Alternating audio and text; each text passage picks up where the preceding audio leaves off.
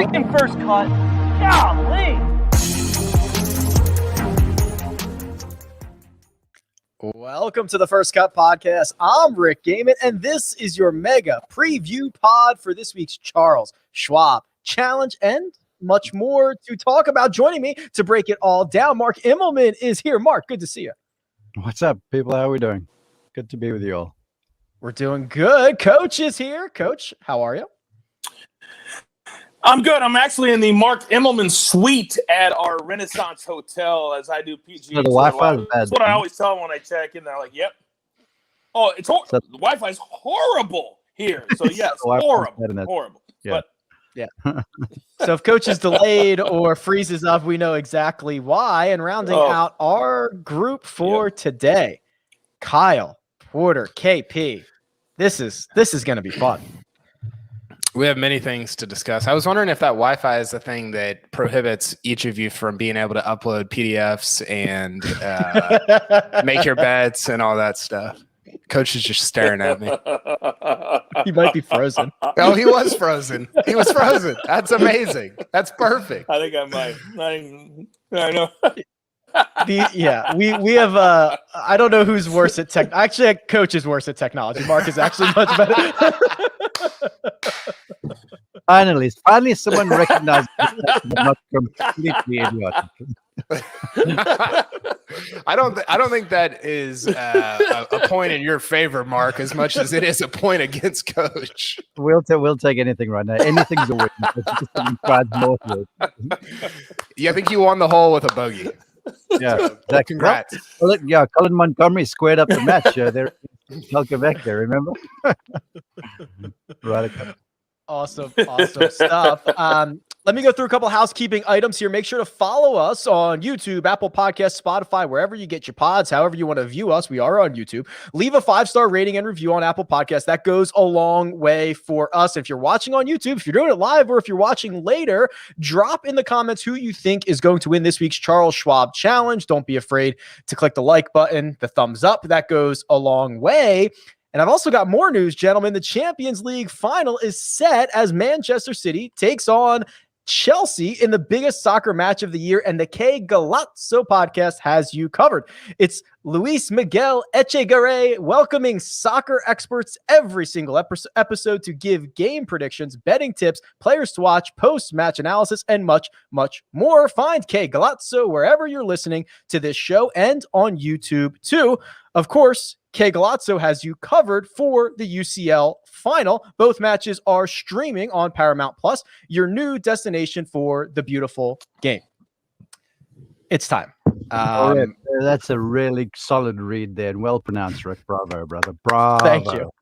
Thank you very much. Before the show, we had a little practice run before the show, so I appreciate that. I just rolled right through. We had a little bit of news this week. A little bit. Well, I'm not even referring to Phil Mickelson becoming the oldest man to ever win a major championship, because Brooks v. Bryson part, I don't know, 4 or 5. What are we at here, Kyle? This 18-month feud just got the spiciest it's ever been. Well, and it's never like, it's always when the other person's not there, right? It's always Brooks will send a tweet, or Bryson will put something on Instagram or whatever. And so I want it to be like kind of, both of them in person where they're both kind of going at it. That would be awesome. The video is insane. How many times have you watched it, Rick? 200. At least. It's amazing. So I saw it on Monday night. We had some people over for dinner. They left, and I pull it up, and I'm like, I thought it was a deep fake. Have you seen the deep fakes that look like? They're really good. They're really good. I thought it was a deep fake. And then I realized that it never got, like, it just got buried. Like, it never got aired. It just got buried. And I don't even know where to begin with it. I think that, go ahead. Let's begin. Why don't we run it? Let's start with that. Let's run this. So Jacob has this queued up here. And we are going to run the clip that we are referring to, which by my best guess is after Friday's round. It's an interview post rounds with Brooks Koepka. Didn't putt well, but don't think many guys are going to putt well with this wind. It's very tough. Like I said, I don't know what other guys have said, or I just felt it difficult to read. You know, sometimes I lost my train of thought. Yeah, hearing that bull.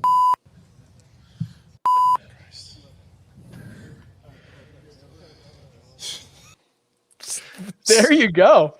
So I have a take on this, and this is something that it's not.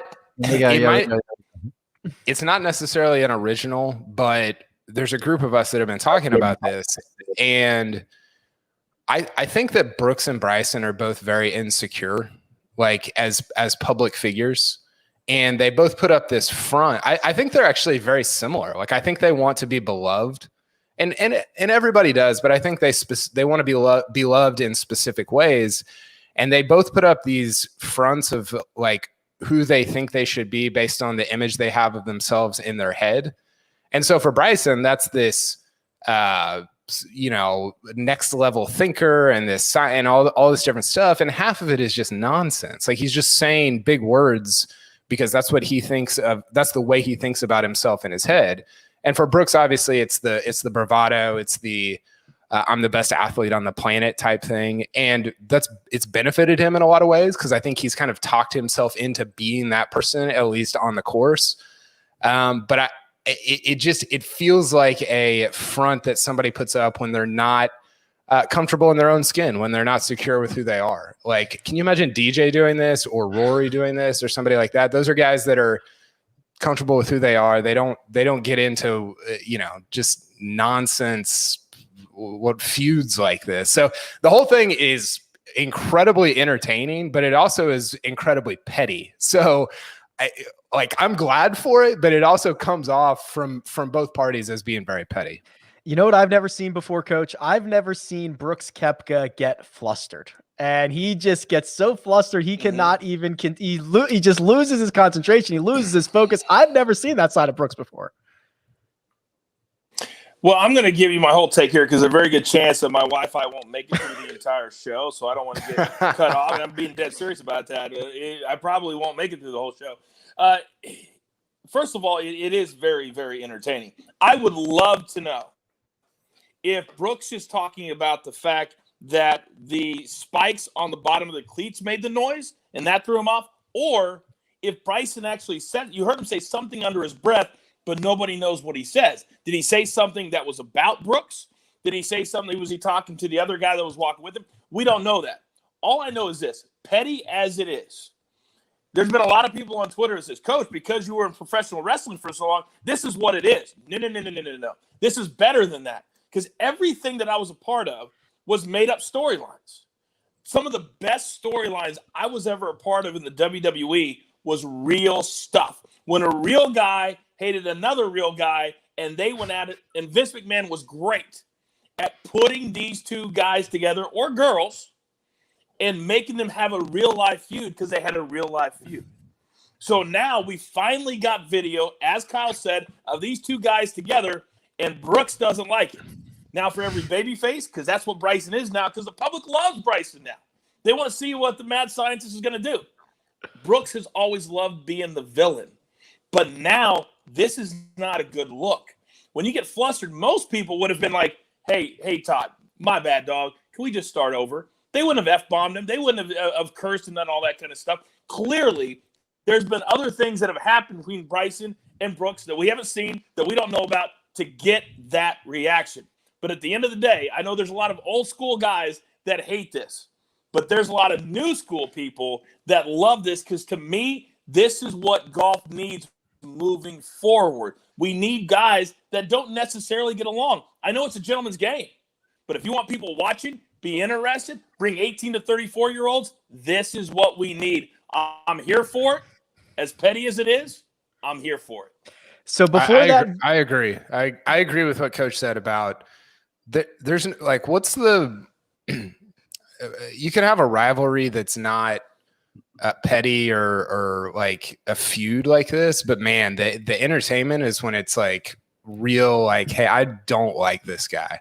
Like that's and I feel like there used to be more of that. Maybe not. Maybe that's just sort of like, oh, things were better in the 50s and 60s. Well, they weren't really. But it does seem like there used to be more like, hey, I really don't like this guy, because guys spent more time together. They got on each other's nerves, and everybody wasn't flying private. I don't know. I would love to see more of that over the next few years. So in on the entertainment side of it, before this video was taken down, it had like 9 million views, which is, to put into perspective, the same number that Tiger tapping in to win the 2019 Masters, like that video got on Twitter. And that was 2 years ago. It's still up in 24 hours. This one gets the same. And Mark, you know, I do like this comparison almost to like coworkers. You know, if you work in an office, there are guys that just get under your skin. You're seeing them week in, week out. We're kind of getting more glimpses into it with like the Jordan Spieth, Colin Morikawa, Rory Sabatini incident from a couple of weeks ago. Like these guys spend a lot of time with one another, and they start to bother each other, don't they? They do. I've got two takes. I watched the thing first off, and my first thing that popped into my head was like, somebody somewhere is getting fired. I mean, this for sure.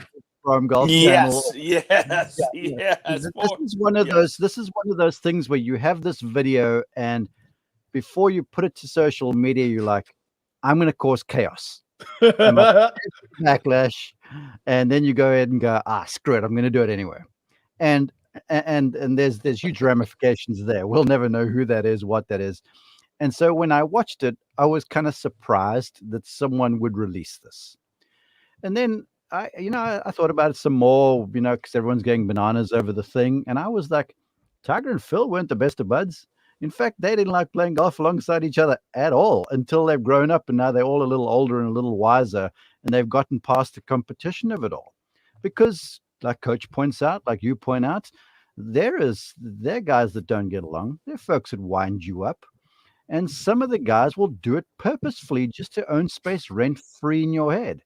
And the one thing about Brooks to me always, and I followed him for 2 rounds, I think it was last week, I was once again impressed about how resolute and single-minded the guy was on the golf course, and how was stuff going on behind him. It was the penultimate group Saturday. The fans are going absolutely off their rocker. Phil is doing stuff that no one ever expected. Brooks is in front, just cruising along, not phased whatsoever. Not in the slightest. And I was like, man, this guy's mentally tougher than even I thought. And then I watched this. I'm like, seriously?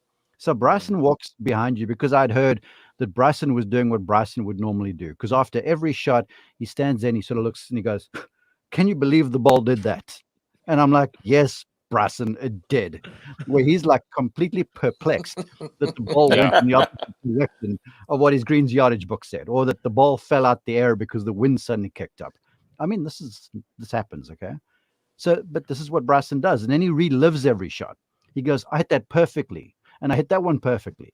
And I should have made par there. And apparently he was walking past doing what he does. And Brooks catches wind of this stuff. I'm like, Brooks, man, dang, bro. I understand this is good for the rivalry, the feud and stuff, but, let it go a little bit. I thought you were good at this stuff. I think that's why it resonated with so many people. Is it was so anti-Brooks to get flustered and to lose his train of thought and just get all mixed up there. But KP, I mean, there's been plenty of theories thrown out that Bryson says something as he's walking by. I don't hear that. I think he is doing exactly what Mark is referencing, where he's saying, I hit a good shot there, should have made par, whatever it was. He's referencing something about his round. But I think this was the perfect storm. I think it is. Koepka hates the metal spike sound. It's like nails on a chalkboard to him. He looks over, sees who's creating that sound. It's the guy he hates the most on the PGA Tour, and he's just like, his brain can't handle it any longer. Yeah, I do. I think you're right. I don't think Bryson was saying anything to Brooks. He was talking to, I think, Tim Tucker, his caddy, was right next to him. And is that who it was, Mark? I believe so. And I think, I'm sure Chris Como, because, Bryson's got this fleet of handlers alongside. He's got the guy that carries these extra long putters and the driver replacement, which came in handy at Harding Park last year when he broke the driver. Yeah. So Bryson's always got, 4 or 5 guys tagging along. Como, the caddy. So it was probably one of the group of people. it would be bizarre if he was talking to Brooks during an interview. I mean, he could see that it was an interview. It just, I find that very, very difficult to believe. Now the Brooks thing, like Mark's right. I mean, the focus and mental energy it takes to do what he does on the course, and then you get rattled by this, and that's why it felt a little disingenuous if he didn't it didn't feel like it rattled him that much, but he was just kind of reacting to it the way that he thinks somebody like him should react to something like that, right? Like, I can't imagine that he was that annoyed by Bryson walking. It's not like if Bryson said something to him, which I think we've established that he probably didn't, then sure, like you have an emotional, visceral reaction to that. But just a dude walking past in metal spikes, I don't know. It feels a little disingenuous on Brooks's part of like, well, I'm just going to react because I know that people are going to, I mean, he thought he was being like, he didn't know that they were going to stop the interview, right? He thought it was going to be filmed and shown. And so he thought, well, this is how a person like me should react to something like this. So I don't know. That's kind of like the way that I viewed it after watching it 700 times.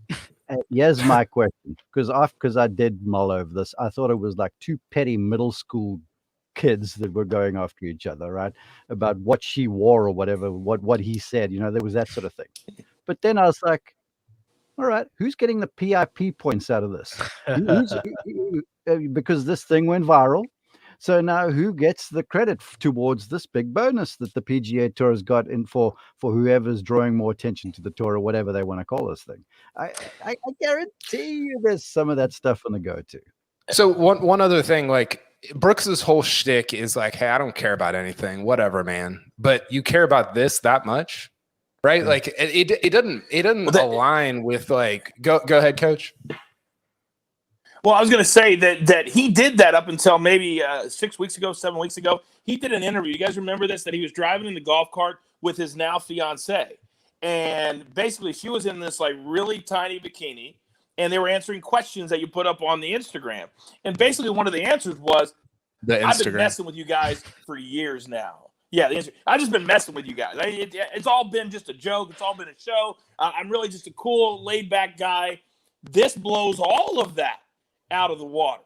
And if I'm the PGA Tour quietly, and I'll find out tomorrow when I'm in the production meeting, I think secretly they've got to be happy about this. And that little pot of money, for sure, they're going to be sliding some to both, even though it was unintentional. But this gets attention to the PGA Tour, and this is something you cannot buy.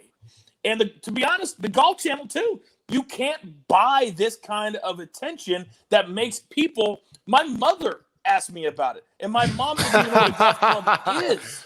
And so this is the kind of stuff that you cannot buy. And I know people are going to, on the outside, in the public, say, "Oh, this guy's got to be fired," or "This is bad," or "This is bad." At the end of the day, we might not even see somebody get fired because they may sit in a room and go, "You know what? We all kind of benefited from this. We might have." Okay, not a word of a lie. Okay, my phone just pinged a couple of minutes ago. And there's a group text, website, leaked Brooks Koepka video, whatever the thing is over here. And one of the guys over there goes, yeah, I got to read this. He goes, "Control the kids, Mark." And he's so right. I mean, it's like kids over here. So there it is. Everyone's catching this thing now, whether it was deleted or not. And he's like, "Control the kids." And that's certainly what it was. I've got respect for them both, but this was sort of infantile a little bit. Rick, what's your take? I think, okay, so yeah, here it is. This goes back 18 months, right? This goes back to Brooks calling Bryson slow on the European tour. This goes back to Bryson on Twitch, making fun of Brooks's physique in the Body magazine and saying he can't get abs. This goes back to then Brooks tweeted out his 2 PGA Championship, 2 US Open trophies and said, "You're right, I'm too short of a six-pack," which is like the perfect answer. This goes back to Brooks tweeting out a Kenny Powers gif, essentially accusing Bryson of using steroids and charging that cameraman at Rocket Mortgage. I mean, there is such a huge history here that Brooks, for every jab, has been, to me, the victor. And to see the guy who is supposed to be the alpha male who does not get like it would be one thing like if Bryson was kind of like this dorky, nerdy guy, like that's what he's supposed to be. That's what we expect from him. For Brooks to get flustered like this, I think it's a bad look. I don't know what caused him to do it. And I think it's strange. It's just so out of character. But I've seen somebody else say this. I can't remember who said it, so I apologize. But isn't it like Brooks is kind of punching down, right? Like Bryson is not in his world. I mean, he's just not on the resume. That's a great point.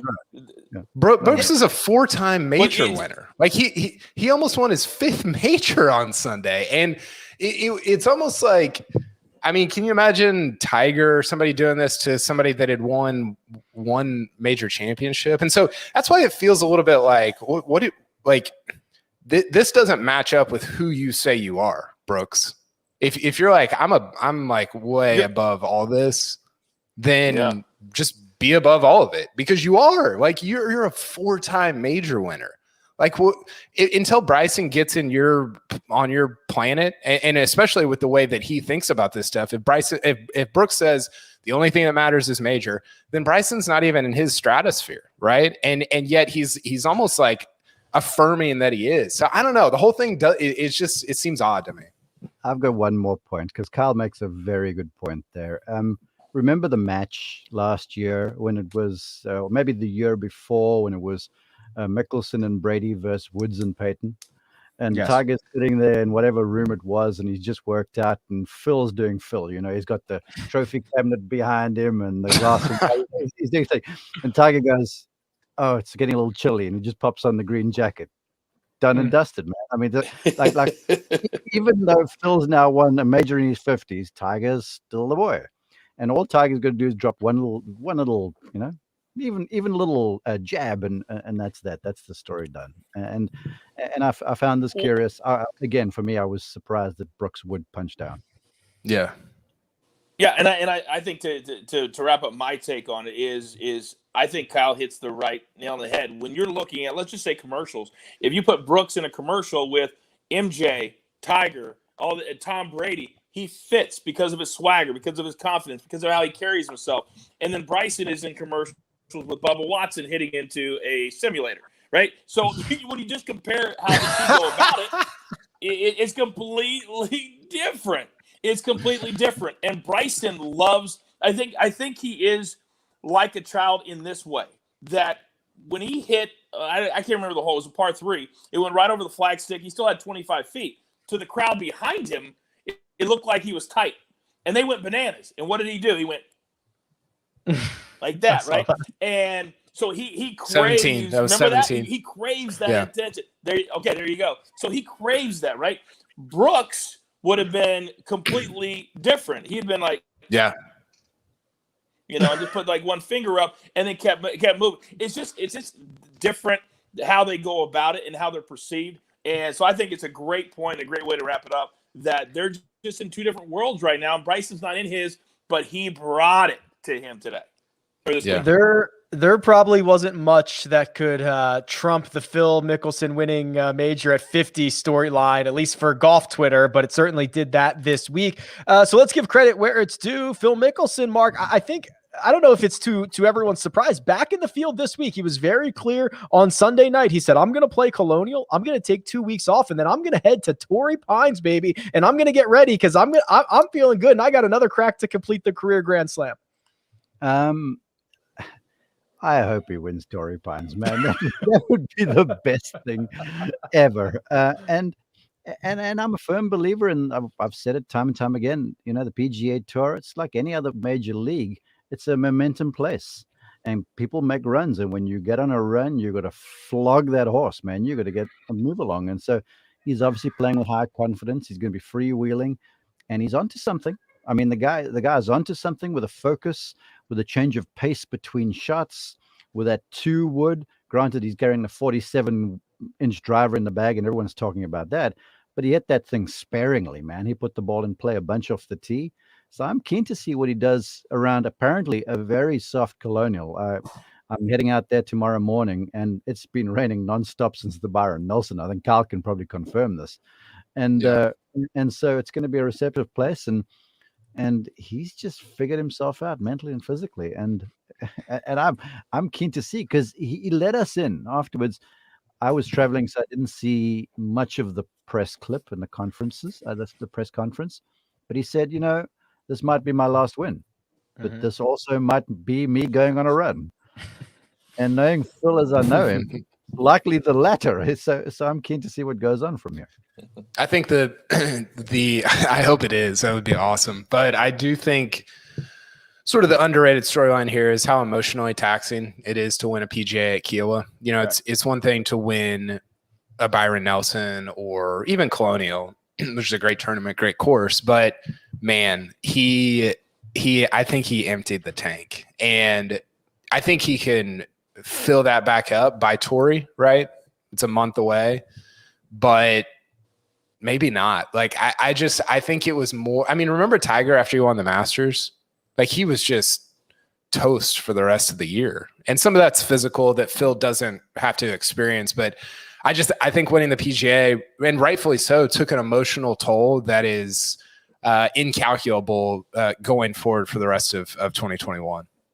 You are so on point there. I got to tell you, after walking around that place, I didn't even do 4 full days. We did a full day Saturday, Sunday, and just a short relief session Thursday, Friday. What you didn't see between tees and fairways was sandy walkways, and the sand is fine, and your feet are twisting around on there all of the time. At the end of Saturday evening, I got to the room and my hips and stuff were sort of not locked up. Now I'm giving away my age a little bit, but I'm like, you're younger than Phil. Yeah, just less than a year. But I sort of sat down. I'm like, this has been hard work. And he's playing under the pressure of trying to close this thing out. So there's the mental and emotional bit of it too. And the last couple of days here at home, because I drove back Sunday night and I got in really late, I've been whipped.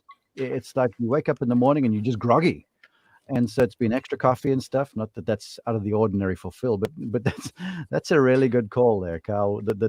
How mentally and emotionally taxing that week was. And especially, I'm sorry, Mark, and especially, Coach, for a guy who has told us focus has been an issue for him, right? And to spend that energy, to spend that focus, to try to now say, okay, I just did all the pomp and circumstance, and now I've got to turn my attention to Colonial. I'm very intrigued on how this goes.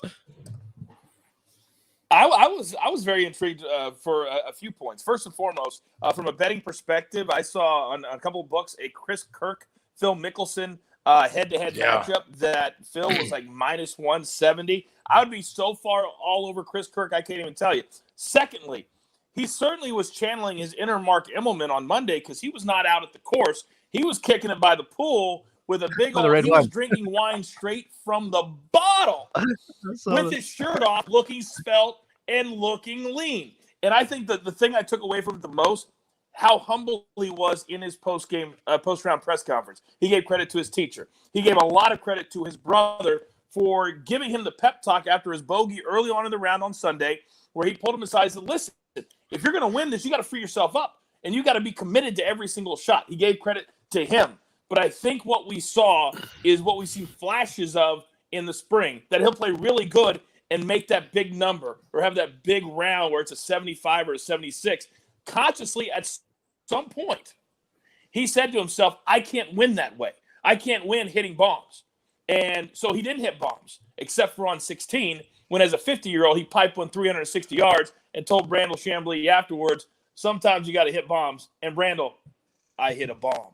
And I thought that was an incredible way to end the week. And if he plays this kind of golf, guys, I think we could see him not only win a few more times, but certainly compete at majors. Well, he is in a featured group. He is going out with the defending champion, Daniel DB Straight Vibin, Daniel Berger, and the best player on the PGA Tour, Jordan Spieth. Mickelson, Berger, Spieth. That's gonna be a fun one. That is your featured group for the Charles Schwab Challenge. Anything else Phil related before I kick us over to the break and get us to our betting preview? Real quick, do we think that the U.S. Open just course setup is great for him? Because I mean, honestly, this time last week, I wouldn't have said Kiowa, but I think Kiowa is a little different in that the modern U.S. Open, and correct me if I'm wrong, especially you, Mark, the modern US Open, especially at a place like Torrey, seems to be like, hey, hit it as far as you can and go find it. I mean, Gary Woodland, Bryson, and Brooks are your last 4. They've won the last 4 US Opens. Like that's your template right there. And I'm curious if you think, because we talked about how the PGA of America does an unbelievable job setting up their courses, and I think it plays into the hands of a really great ball striker and somebody who can use the wind, like just somebody who has an all-around incredible game and not just the guy who's 360 off the tee without any consequences to where you hit it. So does anybody have any thoughts on just the way a US Open at Torrey would set up? I don't think it will, just because of the Kikuyu rough and how punitive it is. And so it's going to lend itself to a Bryson, really, if you hit it in the rough, where you can just bludgeon the thing out there. Yeah. But I've also been told, and this I speak under correction, so please, social media, don't have me if I'm wrong. I've been told by folks who live in San Diego that this time of the year, it's way drier and different to what we experience when we go there for the Farmers Insurance Open in the early portion of the year. So the ball runs out in the fairway a bunch more. The rough will still be lush and thick, but I don't think you're going to have to hit it that long off the tee like you would earlier in the year when there's the marine layer is a bit more dense, the air is heavy, it's cooler. In the mornings won't be as chilly. But the ball will roll on the ground. So with that being said, if I was handicapping the thing right now, I would say to him in my gut, no. But hell, this is Phil. How many cuts did he miss coming into this event? And then he looked downright invincible for 4 days. I mean, that's sort of where I landed of like, well, what the hell do I know after thinking about Keelan, last week? Like who would have said that he could contend at a place like that? So I sort of agree with you in that it's the guys with and I don't know, Phil has a ton of club head speed right now, but the guys with like Bryson that have just immense club head speed that can get it out of that rough and hit greens like he did at Torrey. But who knows? I don't know. Maybe they'll set it up a little different. Yeah, I want to add to that quickly. The thing about Kiowa, it looked like, when we had the preview show, Kiowa was difficult to me because of the way the wind played around the place. And the greens were these rounded, perched up, so many of them off the green, asking you to hit the ball high into heavy winds. So it sort of looked like a links, but it didn't really play like a links because you had to elevate the golf ball in many situations. So that's why I thought the place was going to be really hard. And it turns out 4 was competitive. Phil was just, really good. But so from that point of view, Kiowa was wider off the tee than Torrey Pines is. Torrey Pines is narrow. Yeah. It's in front of you. You've really got to be sharp ball striking wise. And then Rick, you asked, I just want to say this. You asked before we get to the betting lines. It's not the anniversary, but it is kind of the anniversary of going back to Colonial. Because remember, golf opened up there last year. Yep. And I remember being there and how poignant it was. And with nobody on the course except for players, caddies, there weren't even volunteers out there. The place wasn't roped. And it felt like a college event to me. And caddies were having to sanitize rakes after they raked bunkers. And it was all sorts of weird stuff, and no one knew what was going on. Well, last week in South Carolina, I was like, my Lord, we are removed from what we were about a year ago in terms of just what you saw on the 18th hole with the crowds out there. And so going back there tomorrow, I'm excited about this because now it's going to be so crazy to have been there a year ago with nobody. Mm-hmm. You have a playoff where someone wins and one guy's crying and the other guy's angry and there's no fans going crazy. Where last week it was like the Messiah showed up on the shores of South Carolina. It was incredible. It was the biggest dichotomy of emotions I've ever experienced on a golf course, to be truthful. I love it. Looking forward to seeing Colonial with some fans out there. We've got some odds and ends to do. We've got to go through our betting cards, our best bets, our one and done. But first, we're going to take a quick break and hear a word from our partners. And we're back. All right, this is our little betting contest. This is where we take $100, 100 units, whatever you want to call them. We take them over to William Hill and we allocate them accordingly. Kyle and Greg are big winners from last week. But Coach, we're going to start with you. So producer Jacob's going to pull up your betting card here and I'm going to walk you through this. So let's start with your matchups. I see Abraham Answer in a 3-ball over Justin Thomas and Patrick Reed. And then I see Jordan Spieth over Justin Thomas. So a little bit of a JT fade here. And then Zalatoris to beat Scotty Scheffler. Yeah, I'm really bullish on Zalatoris. He's coming home. He really needs to play well. I think he's motivated. He has to have a win to make it into the FedEx Cup playoffs. So I love the number there. That's my best bet of the week. I think Spieth over JT is going to be terrific. But the Answer one I love, plus 200 in the 3-way. I just don't think JT's playing well right now. I don't think he's striking the ball well. I think coming to a course like Colonial handcuffs him just a little bit. He is great with the wedge, and there's a lot of par fours here that you're going to be seeing guys coming in from 125 to 150 the entire week. So that scares me a little bit. But I think Answer is playing terrific golf. He's a top 10 machine. So I'm banking on the fact that JT and Reed will not finish in the top 10. So I love all three of these plays.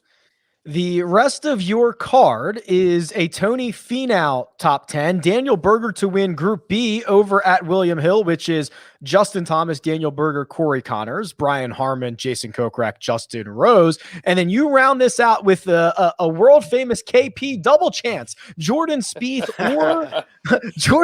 or Will Zalatoris to win. And for that, you get it 6.5 to 1. I'm just in love with what William Hill does with these double chances to win, because quite frankly, other sports books just don't do this. So I think Jordan Spieth is going to come in. I almost played him to be the first round leader, because when he plays really well, most of the time he has a really good start. Just a couple of weeks ago, he shot a 9 under to lead up to the first round. So I had to back that up, because Spieth is only around, depending on the book, 900 or 1,000 by himself. So adding Zalatoris to this, I only lose about 300, which that's good value. So I love that. And Tony Finau. I just don't think Tony Finau will play well here. The metrics I looked at, his name started popping up everywhere. You're going to give me nearly plus 200. I'll take that as a top 10. And give me, out of all of these, your 6 options on here, Coach. What is your best bet for the Charles Schwab? Yeah, I'm going to go Spieth minus 120 over JT. I think JT's pressing a little bit. Other than the players, I really don't think he's played all that well this spring, and he's certainly missing the cut. Last week didn't play well, so I think that continues this week. Jordan Spieth over Justin Thomas minus 120. That is Coach's best bet. Thank you very much. We're going to go to you, Mark. You are up, and this looks like a Mark betting card. 5 different bets allocated at $20 a piece. Let's start with, I'll give you 2 at a time here. So you have 2 3-balls, Joaquin Niemann over Tony Finau and Scotty Scheffler. And you're also thinking there's momentum for Gary Woodland over Brian Harmon and Billy Horschel.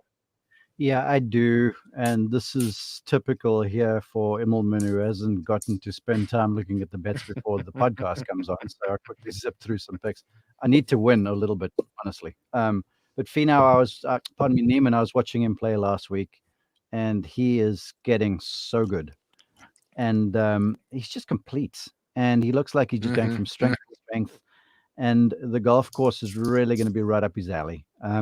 Gary Woodland looks healthy, looks well, looked solid for a large part of last week's event to me.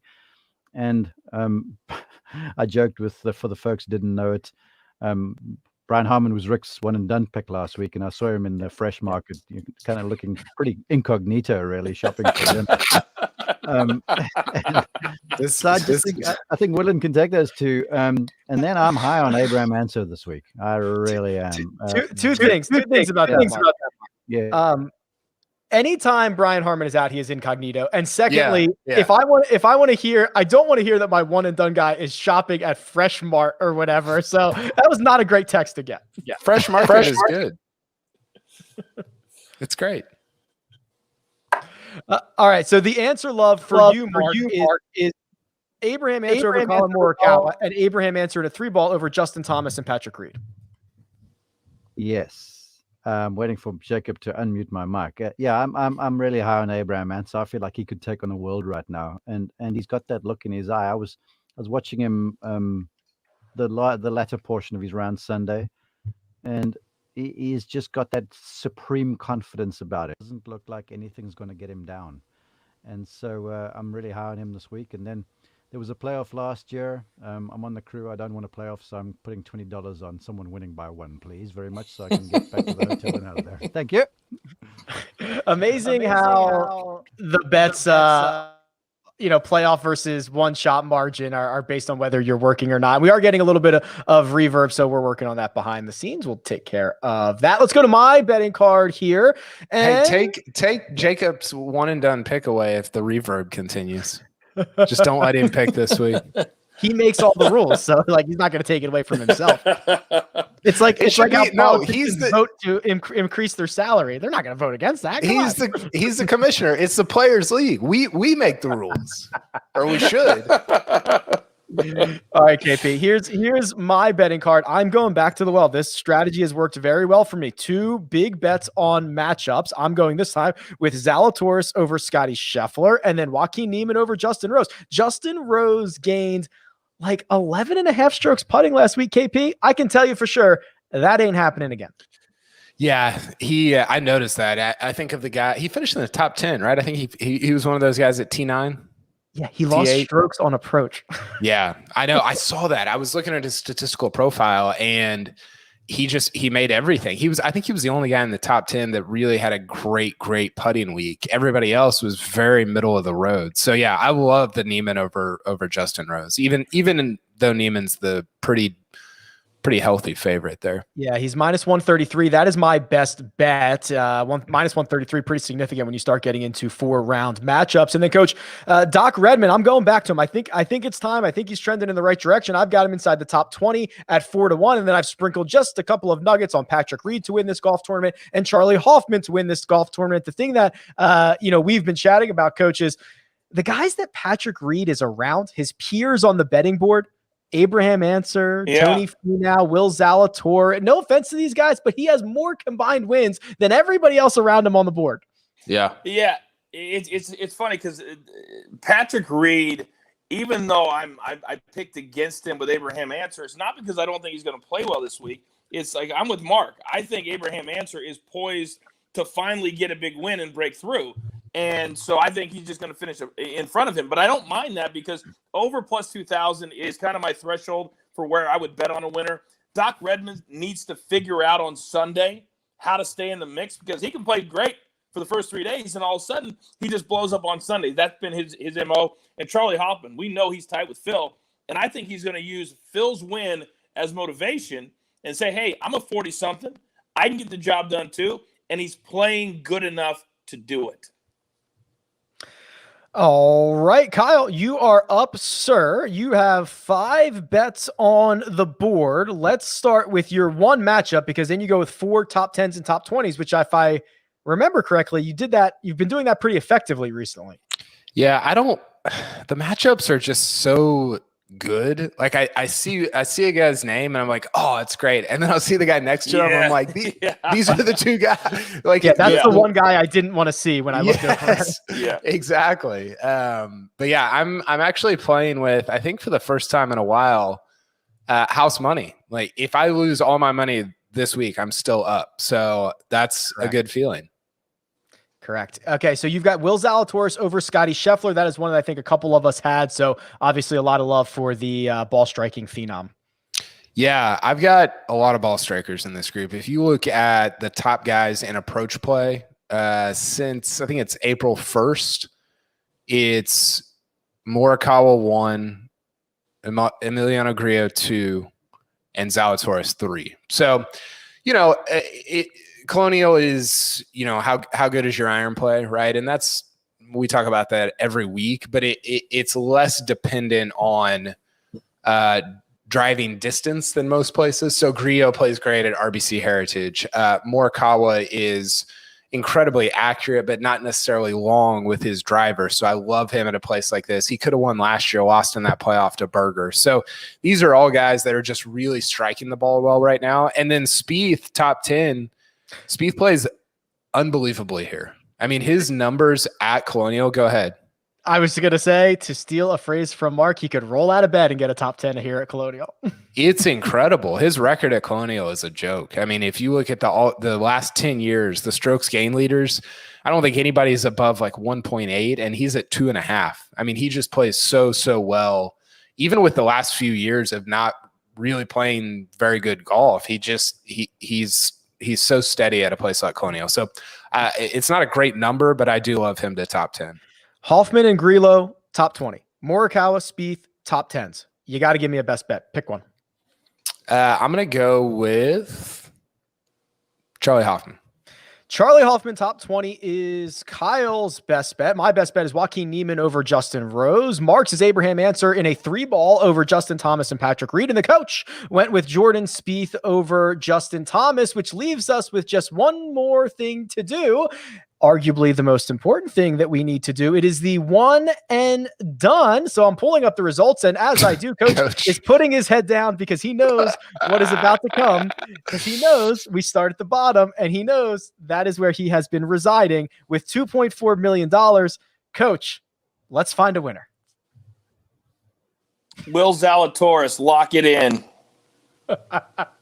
If you tell me I can't take him because I'm on the road and I didn't bring my one and done sheet with me, if you tell me I've already taken him, I might quit. I won't, but I think you're good. I think you're good. You can take. Am I good? Yeah, you're good. Yeah. Oh, all right, good. Okay. You can't. Right. You can't take Sepp Straka, but even... you can take Zalatoris. I'm probably the only person that's going to even have Sepp Straka off the board by the time the playoffs get here. I guarantee it. Correct. God, definitely correct. That was a terrible play. Producer Jacob, you are $900,000 clear of coach. You were at 3.3 million. You are coming off a week in which you got $59,000 from Jordan Spieth. Probably not what you were looking for. So let's get a little momentum this week. Yeah, let's get some momentum. I think I do need to point out that I technically won the PGA Championship for us that week with that T30 from Jordan Spieth. Amazing. That's a joke. It is so indeed happy. a joke. So we're gonna. I've been hemming and hawing about who I want to take. Honestly, we started the second ad break, and I was like, oh wait a minute, I need a one and done pick. I'm between Chuck Hoffman and straight Chuck Hoffman, 5. Chuck Schwab. I think that's the connection there. So I think I'm gonna do the Chuck. I think I'm not gonna hassle the Hoff, and I'm gonna go with Charlie Hoffman here. I love it. I was actually upset to see that I used him at like Bermuda or something like that, and I was like, that would be really great to have him right now. Yeah. Greg is not here.